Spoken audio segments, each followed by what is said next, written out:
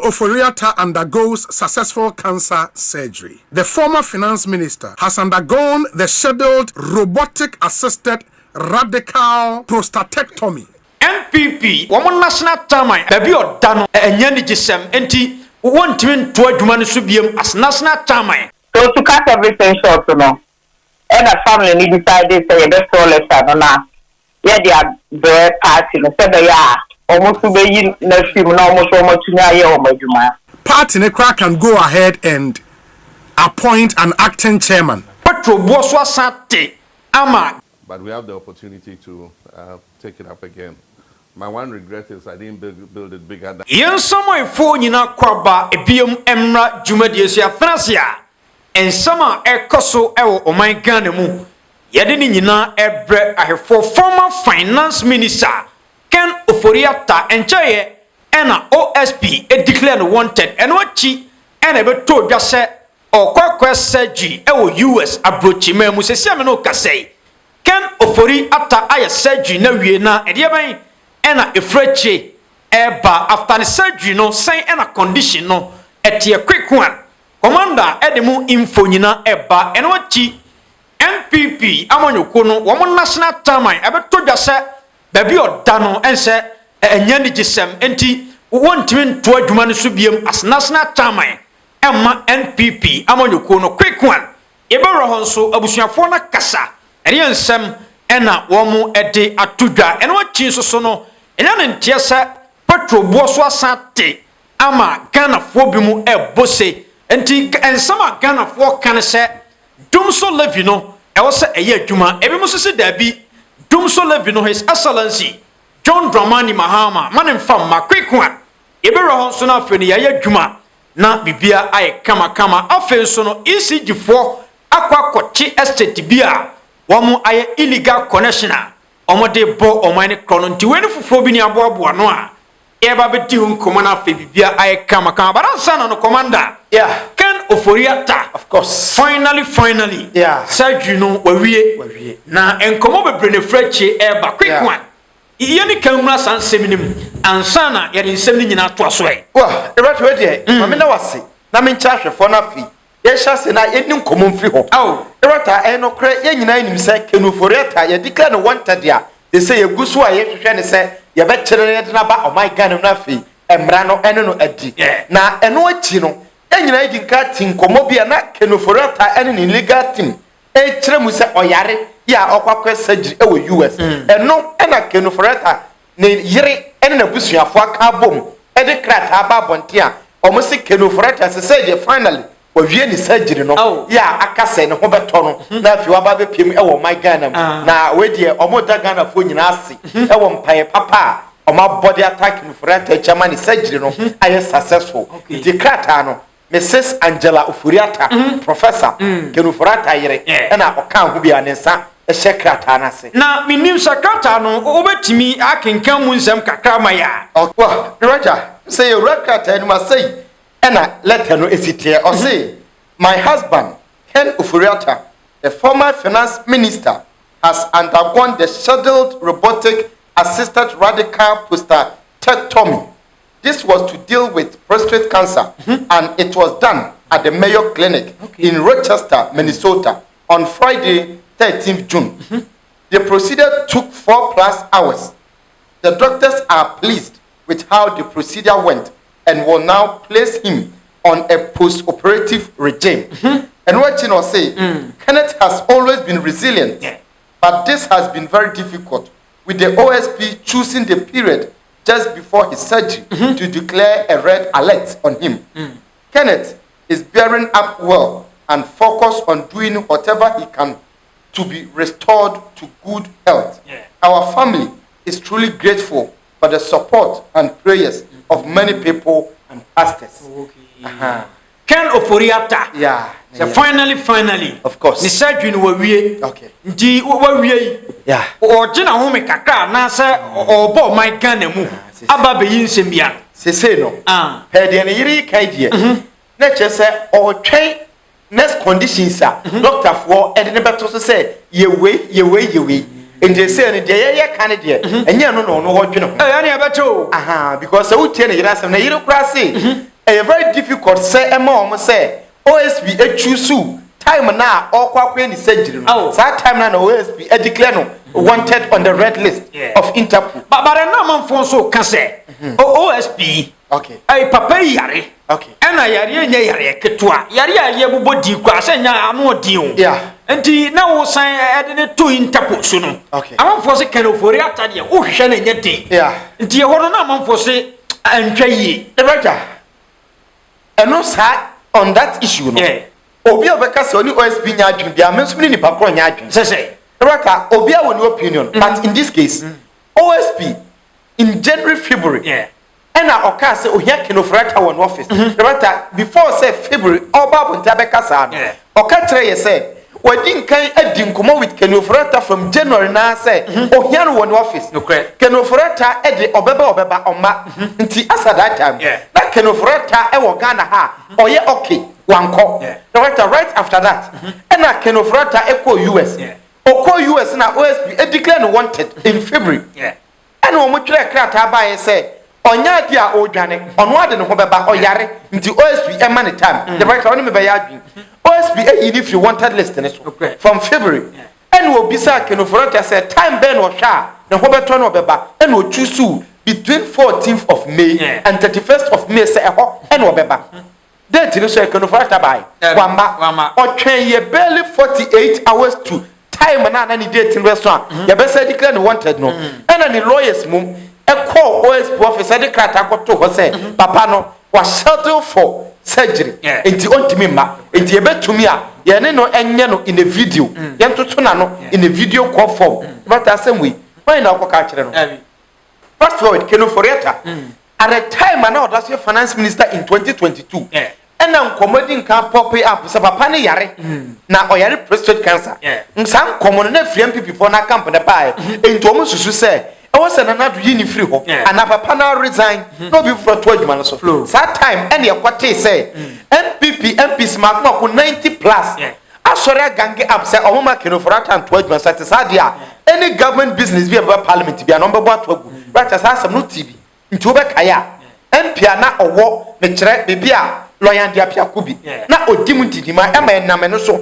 na nadomo boama in the parliamentary primaries ankoya ama no owi ne yempo no presidential de ne siye walunsu but support also nya no wanya nti se Ofori-Atta one na onim se oyare yesi onsi from no nkotwa ho yade o si onsi until say na nadu e release no se onkotena nchen okotena nchen no wanhwe no ho yade sa time na anya surgery no right after see hia no eno kra na wonam Ghana fa ne mre na so ti the right sa fa ne mre na so a asa that time na ye ono ye de ope no ya nchesi no obi senti senkaye foso na nko bai no obewu ye right obai no obewu ya ewuo enye nipa ene diteme ewo ye nature obi a befam bi ndi se owu a you would say ampa eye ne nkwa ena abawiye the time na so enye obi na eku no but say obi a ye bone na ye say oh ye nya botremane at the time anipa no ye bone no rebata wankase ye nya botrema no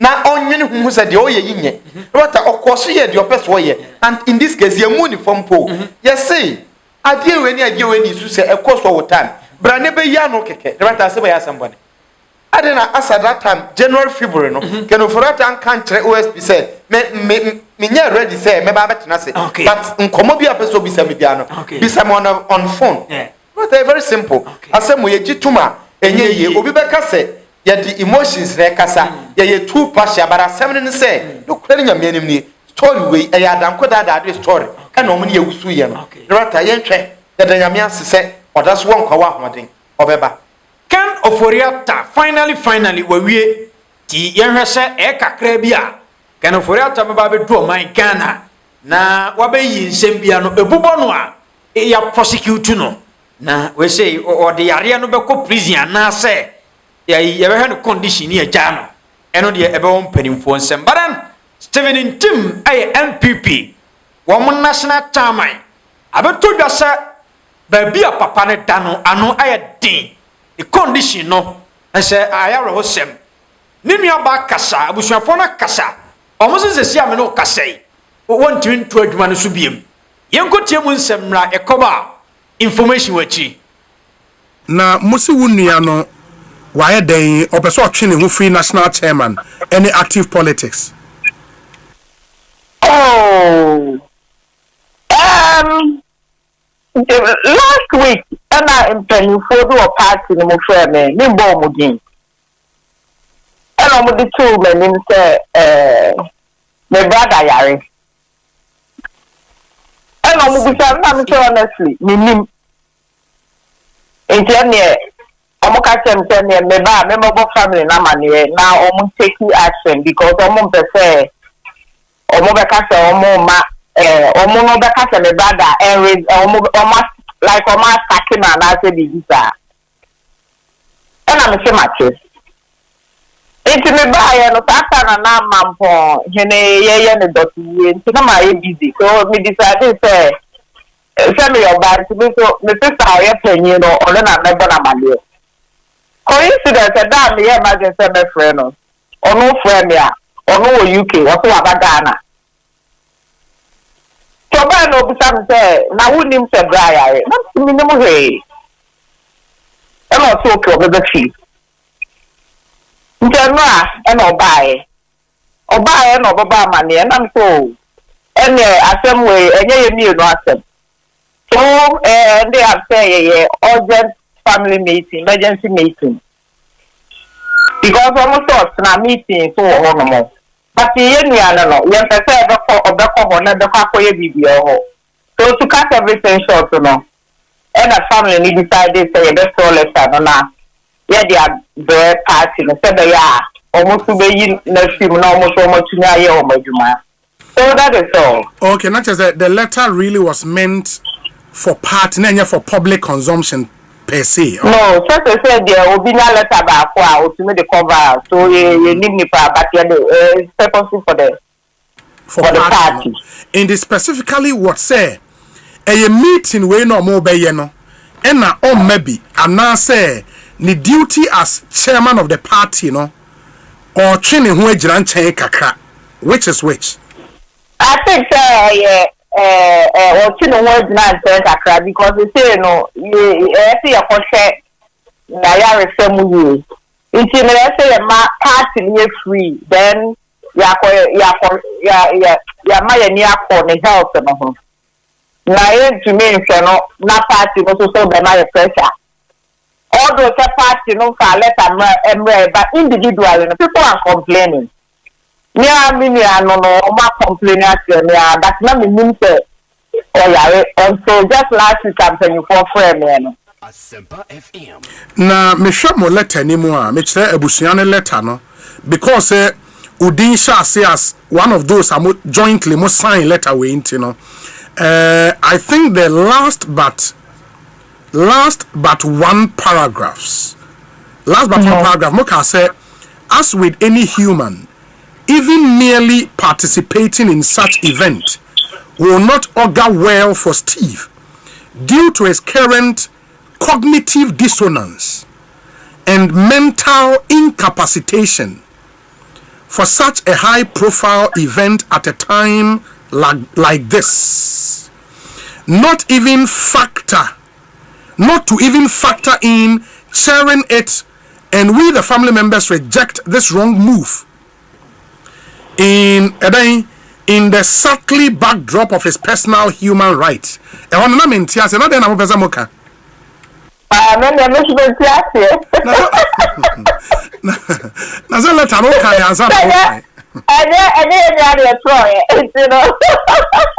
Yeah, but we shall say, okay, more my sign home. We do that, yeah. But I'm telling you, oh, okay. Yeah, the papa, the other Kingsley or Teno, to me. We do one, but we now this, and another meeting. I say, there's a meeting. India, baby, kind of also crown, so that and Tiasia, papa. Oh, Matthias, but we know one more day. That's fine. In this year, meaning, say, party in a crack can go ahead and appoint an acting chairman. it's up to the party. No, So it's up to them. Yeah, because of the wording of the letter, no. Say even the duty as national chairman or training who is in chain. There is a vacancy a party, no. Ebetime acting national chairman. So I'm present me who. I don't know. Nipa, let's me decided for the party. Okay. It's a party, no. Let's when they are going. I'm not going to say. No more. It's up to the party. Very well. I think it captures BBA into me dase na ye pesa confirmation into ye dase say wa my confirmation no why at least all responding to treatment in kakra de ye da nyame ase party ni person no so ade kan be aka ne ho na at least you know ya clear ho enye bibia ntia the party from so the pressure they come be many be pa of course. But so now over the option to also resign officially Anna say no who tell me obey because of the condition and you have to take over no for temporary, you know. That's fine. I mean, I don't think we should profit until the basic. Why? Baby, any why?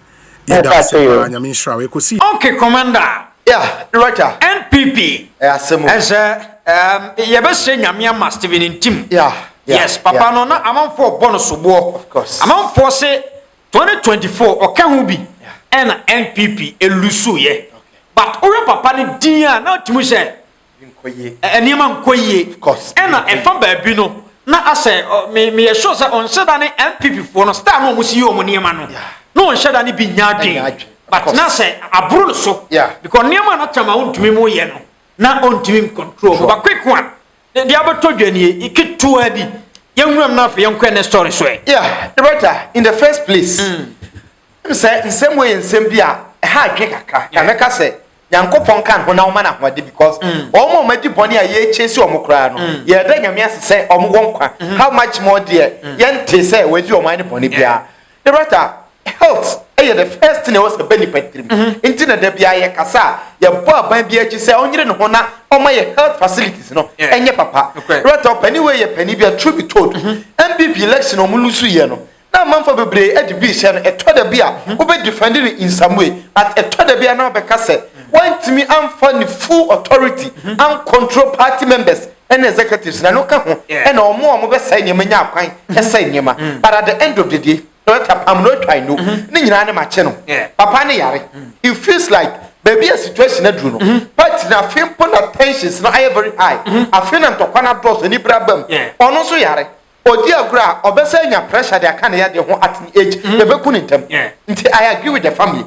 The matter e to da bia wan hwa pani baby a wabo bra kodru as party members obi be kwa kwetena baby enei MPP party to kwa simu no. Obi e ka bibia wonwene ho. Na wo se no nti party ni mfaso mfanyi national time afoforo anase wo mo ntwe no se ne ho beto no director se so we nkatama Wontumi kura betwe national time yo director ho na asem ne wo se say MPP omo fit se ntokwa ne beye kase ejina national chairman ya okogina nchen se national chairman yi kogina nchen ko ba se omo elect somebody as the next national chairman enkoze so on beto abayi open national chairman director ntokwa besi media nkamese nkomu fa chama Wontumi eme national chairman I don't even before was Wade director the best way do mo betima ye ne se me ma dwimu a se chama Wontumi a wo kan die no kore ne nyame ne bi ene ye ba sa dia ntoko e besi party no onhwe o munya ni ene aso ene o mo de akọ general election okay we chama Wontumi kura no obedi court akwane aba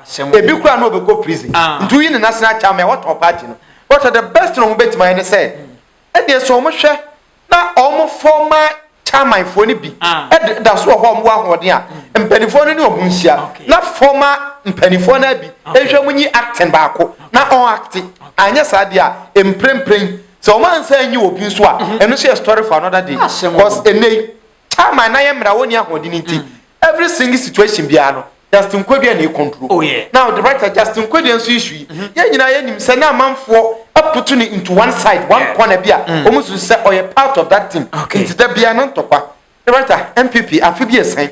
Now, a sign of some frase about the CFU. Okay. Too bad, but Papa, no, I feel for him. Uncle Shannon, where are you? Quick one, young Mona say, or say, some OMCS reduced fuel price at pumps, petrol selling at 10.99. And the fuel, no, I think it's a swasante. Okay. Asan drop bium. Yeah. Ama enkomodie ekoso. Okay. Ewo o my Ghana mu. Quick one. Commander, yeni hun komai. Never to have a Ghana bed the power. Ghana bed. Problem in Ghana say, are there China? And we also say petrol prices to drop by up to 2.2%, diesel by 4.3%, and LPG by 3.2%, starting Monday, June 16th. Okay. The answer is no. Yeah, right. In the first place, right, I am more painful about because at the end of the day, I get to say two for more abandon your bonnet. Because a papa say Iran, any Israel talk on us here. Yeah, man, Penny can say.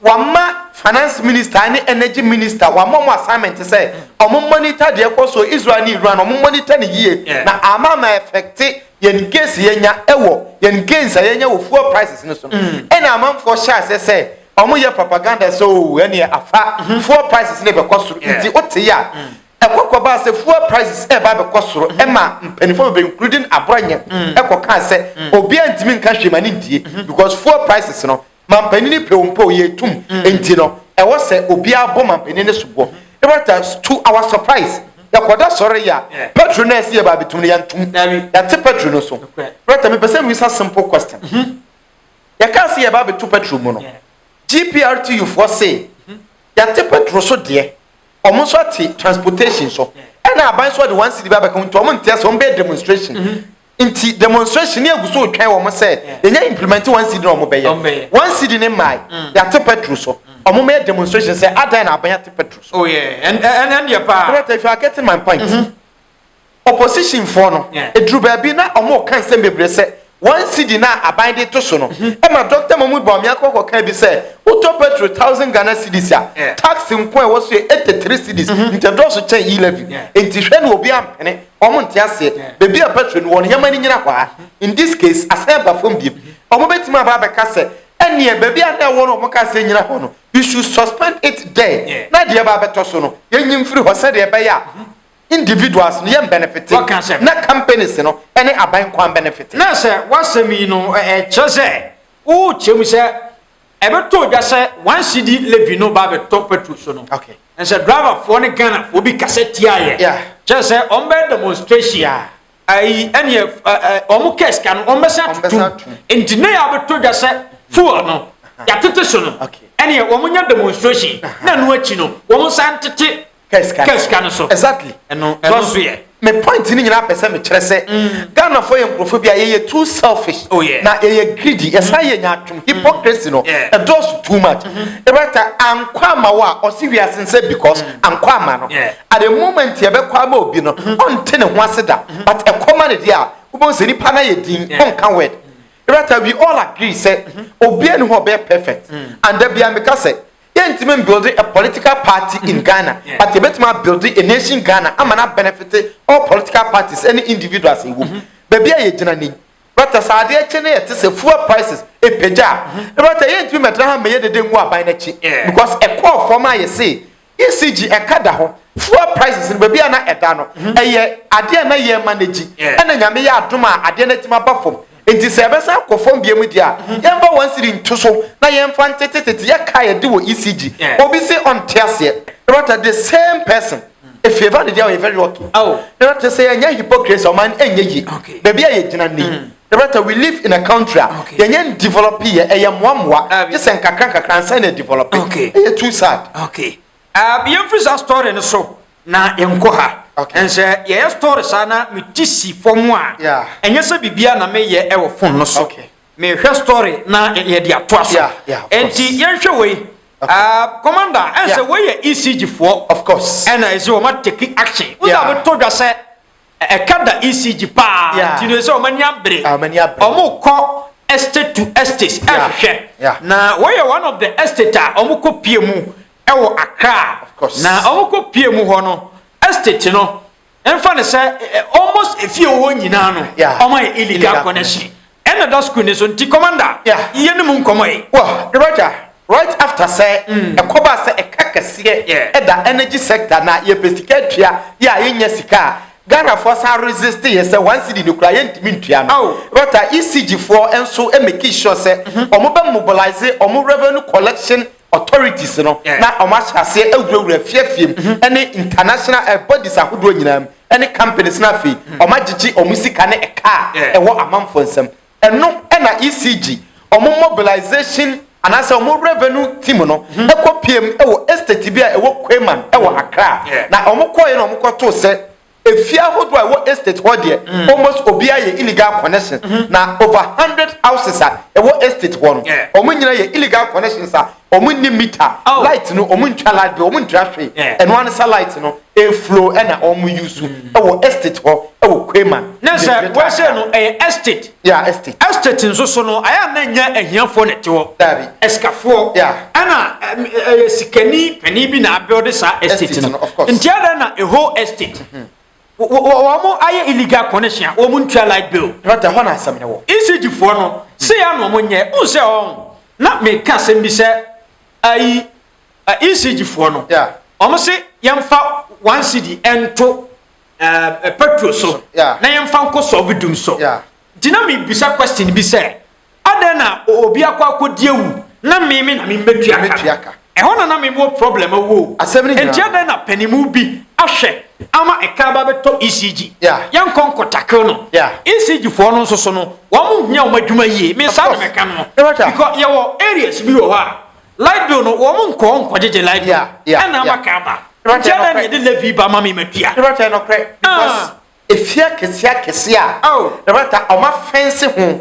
e de electrical fence aguso de nkama security dogs agufie ho no rebata adodo na o mu ntwa light bill and eno achi ECG fo ne say almost say kokoto a block factory almost so ye illegal connection with light bill but imagine block factory here need me and son of be a block factory na udidi ma hoto and na obetime be block factory we be a block factory why employ workers are omoye adwuma ni nyam faso o use light in the car blocks ton on point check on light bill she obi a wetima see estate na kwabrane nya sika ato estate house but estate house in Accra even on average ne bo ba yesay enti wanye sika ato estate even protocol wa Accra ye to be 10 billion na se wato estate house in Accra Kweman o say why illegal connection untimi ntua obi a wa high 1 bedroom single bedroom ono ne de because if you ho ye open ECG 40 million what time bia light bill no mo ntua na so driver no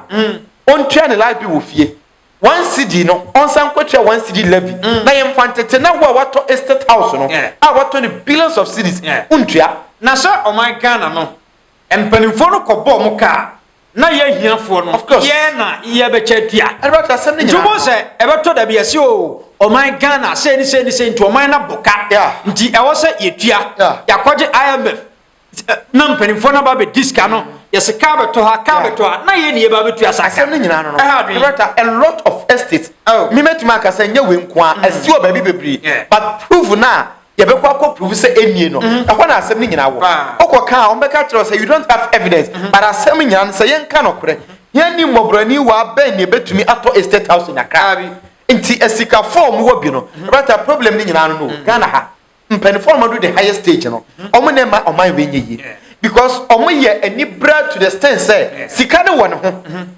ahiafo ne na ese hwe omo nyom wansi di mo ahia ni ohia ne sa cheche bill ne nyina da bego ahiafo no so nti yani ni kapre ne kakrawa obenya no o side ne nyina etua ono ne bill etua sikani ne bill the same sikani no aban say yembo ahiafo kakra te say free education na ahiafo ho ha omo oni sikani no ni yani no mo nyina aba na be sa ko the same school yani ni tua bill sikani ni tua ye kwatua 1 cedi a sikani ne be san nya adaje akotena media so akotena parliament o si ontua right too bad yam fa sansam no so ensiase ti e be sam panimfo se omomo omohomene so na ECG ho no ebi mu ntua light bill omonyeje na no parliament kwa no mo de ka to mo honya ha but then commander yam ko this video emra His Excellency John Dramani Mahama, who's a Sharaf, Eddie Anthony Joshua, every PMO, my gun, of course. Emma, no for Diuncomo, Yeah. at a chef for Diuncomo be.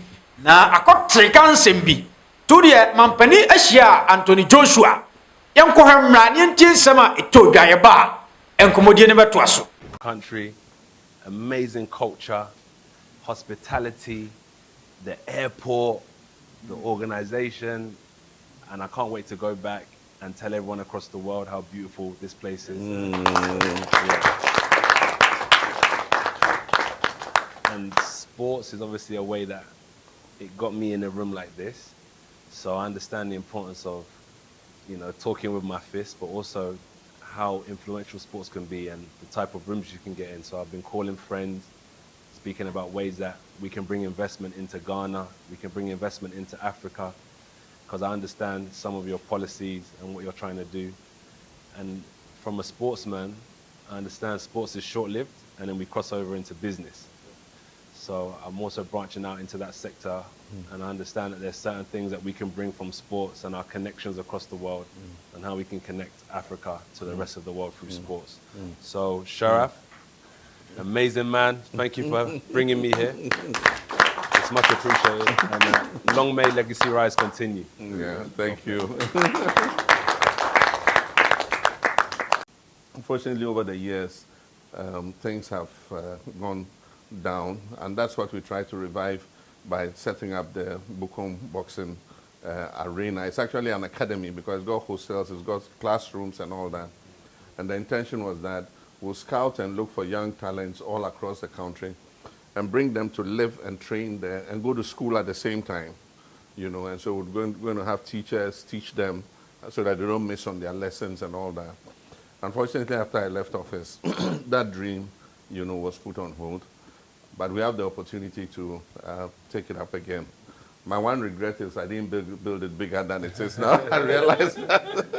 I thought that 4,000 was enough to come and see a boxing match, but it looks like we need a much bigger arena to contain the new interest that is coming up. His Excellency John Dramani Mahama, Yeah, and Anthony Joshua. But then, when you know, Sharaf Ibrahim, Yeah. John Dramani Mahama, and Yeah. Ibrahim Sharaf Mahama. and organize Sadia. But then, some issue we know, I say, and one way commodia be Okay. after Anthony Joshua be PMO, my Ghana. Okay. That the chief you find MP before ni be a Jim said, now, no, don't go Kufuado ba at the Omani Sikai project be brave. Okay. Emana Ghana for Cassetia.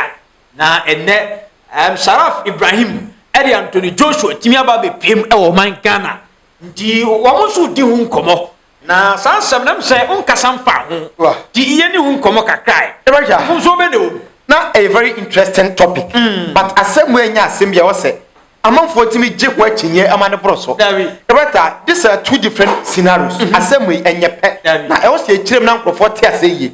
Ebata Sharaf Mama in the first place. Oye accredited and I say FIFA registered agent. Inti oye sporting agent ya. Oye into sports oye agent. Right? Obia when him say agent bia so no. Ono ne nyonko agents edili. Fe no to nchen. But in 2022, Sharaf Mama organize a boxing authority e wo Bukom Boxing Arena. Na ne papa ne mampani. Na Sharaf Mama and ne papa omo opposition. In 2023, Osai organize another boxing event. Into where the third boxing event here. We organize a Bukom Boxing Arena. 2 now papa nye president. Jumadia odi dada. We did that. Into my question is say, who person we comparison say ene nanado dan ko Kufuado baba ne de no. Nanado baba ne de no time of papa wo position no. O si restaurant do saying. The point is, Papa power. And of course, restaurant and $6 million. And a man for the Hunkomo. Into Papa power position. Son a man for so say, I Sharaf, one to me and fan Tony Joshua, and to show the Anthony Joshua about Ghana. And not market one. Okay. The writer. Or mobile by Munano, the Anthony Joshua. Pasano Panswa Ghana anymore. The first point in say, on boxing organization, boxing event, no. Or money power, no, why two.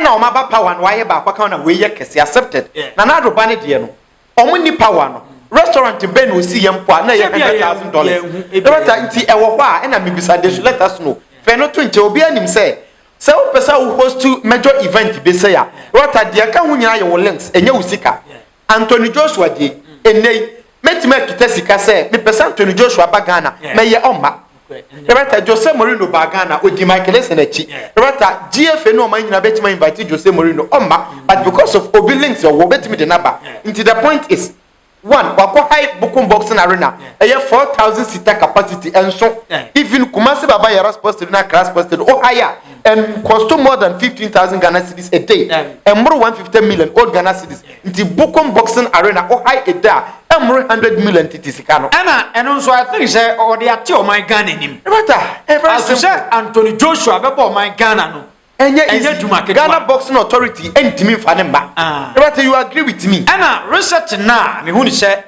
John Dramani Mahama ye no research no fa ba bia and your boxing no na form enye say form and also sporting activity e my name form agu na no bi say World Cup 2006 2010 World Cup 2014 World Cup 2018 anye there you started say a World Cup Emma or my Ghana travel ye of course who say one e wa broche na I may be advantage because people would report no mo boss am agent dia a team more advantage when you na things say advantage even with boxing no I quote any Azuma Nelson how popular Mama Ghana it wasn't easy one idea obi share here told me trimpa na me hunu say ye betimi dey generate a lot of money akohia na wo Ghana boxing asem ni nyina ne say Ghana you youth omo hoden if you be invest properly in upcoming boxes na ya tete omo ne aka kire omo say